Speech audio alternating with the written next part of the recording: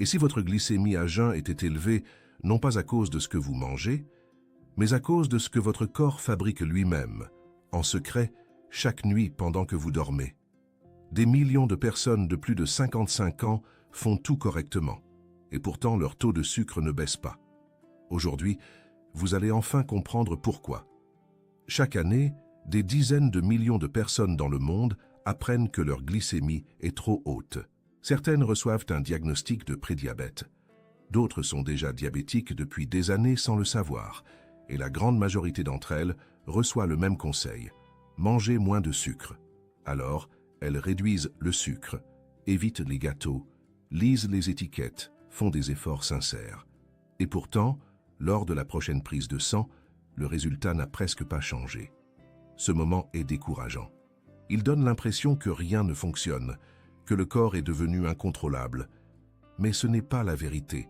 Ce que personne n'a pris le temps d'expliquer à ces personnes, c'est que le sucre dans le sang ne vient pas uniquement de ce que vous mangez. Il vient aussi de l'intérieur de votre corps lui-même. Et si vous ne savez pas comment stopper cette production interne, vous pouvez manger sainement et continuer à avoir une glycémie trop haute. Pourquoi certaines personnes maintiennent une glycémie saine, même après 60 ans, alors que d'autres font tous les efforts du monde sans résultat? Quel est l'organe silencieux qui fabrique du sucre dans votre sang pendant la nuit, même si vous n'avez rien mangé? Et quelles sont les erreurs alimentaires que des millions de personnes commettent en croyant bien faire, sabotant tout leur travail sans le savoir? Restez avec nous jusqu'à la fin, car les réponses à ces questions peuvent changer votre façon de gérer votre santé. Pensez à vous abonner et à activer la clochette de notification. Dites-nous dans les commentaires de quelle région du monde vous regardez cette vidéo. Nous aimons vraiment vous connaître. Pour comprendre ce que nous allons vous expliquer, imaginez votre corps comme une maison avec une chaudière centrale. Cette chaudière, c'est votre foie. Quand vous ne mangez pas, il prend des matériaux disponibles dans votre corps et les transforme en sucre pour nourrir votre cerveau. C'est naturel et nécessaire. Le problème survient quand ce mécanisme s'emballe. Des études montrent que jusqu'à 80% de la glycémie à jeun chez les personnes résistantes à l'insuline provient de cette production interne du foie. À cela s'ajoute le stress chronique, le manque de sommeil, des aliments que nous croyons sains et un microbiote intestinal mal équilibré. Aujourd'hui, nous allons explorer les 9 mécanismes principaux qui font monter votre glycémie en secret et comment vous pouvez en reprendre le contrôle progressivement. Mécanisme numéro 1. Le foie qui ne s'arrête plus de fabriquer du sucre. Votre foie est un organe extraordinaire qui accomplit des centaines de tâches chaque jour. L'une d'elles est de fabriquer du glucose pour maintenir votre énergie entre les repas. Normalement, quand vous mangez et que votre glycémie monte, l'insuline dit au foie d'arrêter cette production. C'est comme un interrupteur que l'insuline peut éteindre.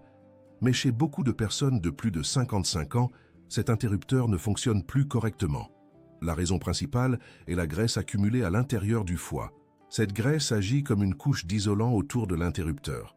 Le signal de l'insuline arrive, mais il n'atteint plus sa cible. Le foie continue donc de produire du sucre, indépendamment de ce que vous avez mangé. Ce phénomène est très fréquent chez les personnes de notre génération, en partie parce que nous avons été exposés pendant des décennies à des habitudes qui favorisent ce dépôt de graisse dans le foie. La bonne nouvelle est réelle, ce processus est réversible. Des études ont montré qu'une réduction de seulement 5 à 10% du poids corporel, combinée à une activité physique modeste, peut réduire suffisamment la graisse hépatique pour que l'insuline retrouve son effet de frein. De petits changements réguliers et progressifs suffisent à réactiver cet interrupteur silencieux. Mécanisme numéro 2. Le cortisol, l'hormone du stress qui commande à votre foie de libérer du sucre. Le cortisol est l'hormone que votre corps produit en réponse au stress. Chez nos ancêtres, il servait à donner de l'énergie rapidement face au danger. Quand il fallait fuir, le cortisol ordonnait au foie de libérer du glucose pour que les muscles puissent courir. C était utile. Le problème, c'est qu'aujourd'hui notre corps réagit au stress moderne, comme les soucis financiers, les conflits familiaux, ou même une liste de tâches trop longue, de la même façon qu'il réagissait à ce danger physique. Et il libère du cortisol en continu. Ce cortisol chronique envoie un message permanent à votre foie. Libère du sucre, encore et encore. non pas de façon ponctuelle comme avant, mais toute la journée, tous les jours. Des chercheurs spécialisés ont démontré que les personnes soumises à un stress chronique modéré ont une glycémie à jeun significativement plus élevée que celles qui gèrent mieux leur stress, même avec une alimentation identique. Pour les personnes de plus de 55 ans qui vivent souvent des périodes de transition importantes, comme la retraite, les responsabilités familiales ou les préoccupations de santé, ce mécanisme est particulièrement actif. Une pratique aussi simple que 10 minutes de respiration profonde avant de dormir peut suffire à réduire le cortisol du soir et, par conséquent, à baisser la glycémie du lendemain matin. Mécanisme numéro 3. Comment une seule mauvaise nuit peut faire monter votre sucre de 25%. Voici peut-être l'information la plus surprenante de cette vidéo. Des scientifiques ont mené une expérience dans laquelle des volontaires en bonne santé ont été limités à seulement 4 heures de sommeil pendant quelques nuits. Résultat frappant, leur glycémie à jeun du lendemain matin avait augmenté de 25% en moyenne. 25%. Rien qu'avec une nuit insuffisante. Notre corps possède une horloge biologique interne. Entre 4 heures et 8 heures du matin, cette horloge déclenche naturellement une montée d'hormones pour préparer le réveil, ce que les médecins appellent le phénomène de l'aube. Quand le sommeil est perturbé par les écrans ou la lumière artificielle, ce phénomène échappe à tout contrôle. Les hormones continuent de monter, le foie reçoit l'ordre de libérer du glucose, et vous vous réveillez avec un taux de sucre élevé, même après un dîner très sain. La priorité absolue est d'éteindre tous les écrans au moins 1 heure avant de dormir et de maintenir 1 heure de coucher régulière, même le week-end. Mécanisme numéro 4. L'intestin qui laisse passer des toxines et bloque l'insuline. Votre intestin est tapissé d'une paroi fine, semblable à un filtre. Normalement, ce filtre laisse passer les nutriments et retient tout ce qui est nuisible. Mais quand la diversité des bactéries de votre intestin diminue, ce filtre devient poreux comme une passoire. Des fragments de bactéries commencent à traverser cette paroi et entrent dans votre circulation sanguine. Votre système immunitaire, en détectant ces intrus, déclenche une réaction inflammatoire légère mais permanente.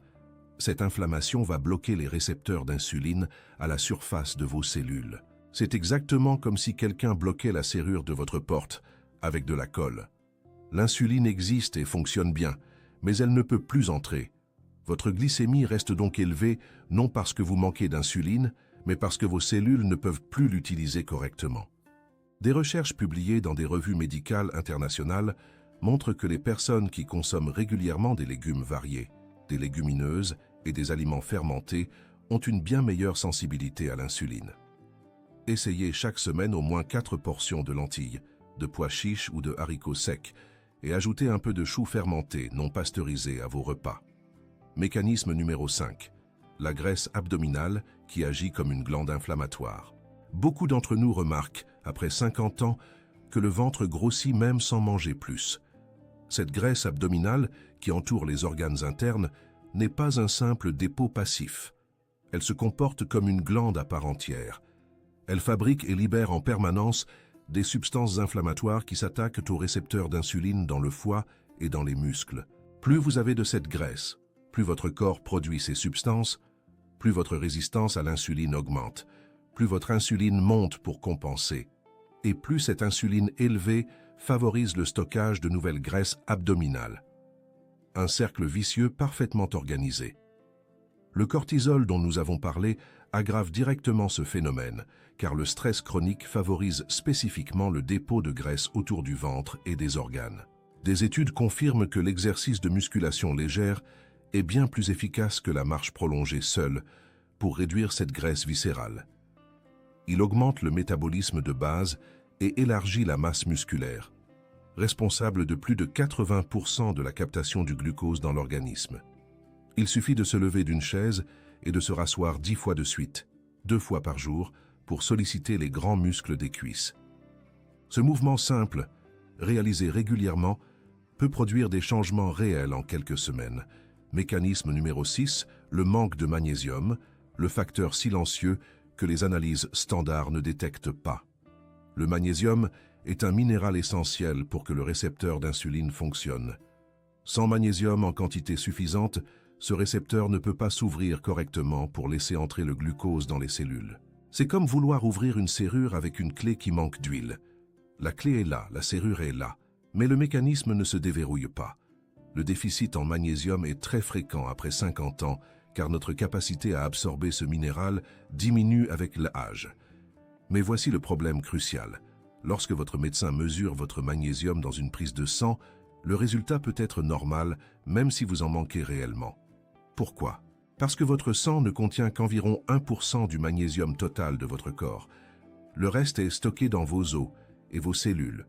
Votre organisme fait tout pour maintenir ce 1% stable dans le sang, quitte à vider les réserves osseuses et cellulaires. Un résultat sanguin normal ne garantit donc absolument pas que vous avez assez de magnésium au niveau cellulaire. La solution la plus simple est d'augmenter les aliments riches en magnésium. Les graines de courge, les amandes, les légumes à feuilles vertes foncées comme les épinards, et le cacao pur non sucré. 1 ou 2 portions de ces aliments chaque jour peuvent améliorer votre glycémie de façon perceptible en quelques semaines. Mécanisme numéro 7. Les aliments apparemment sains qui font monter le sucre plus vite que le chocolat. Voici une réalité qui surprend et parfois choque les personnes soucieuses de leur santé. Certains aliments vendus comme naturels ou conseillés pour les diabétiques font monter la glycémie plus rapidement que du sucre ordinaire. Le premier grand coupable est le fructose en format liquide. Quand vous buvez un jus de fruits, même fraîchement pressé, un smoothie ou du miel, le fructose arrive directement dans votre foie sans résistance. Là, il est converti en graisse, alimentant directement le foie gras dont nous avons parlé plus tôt. Le fructose dans un fruit entier est différent, car la fibre du fruit ralentit son absorption. C'est le fructose liquide, séparé de sa fibre, qui pose problème.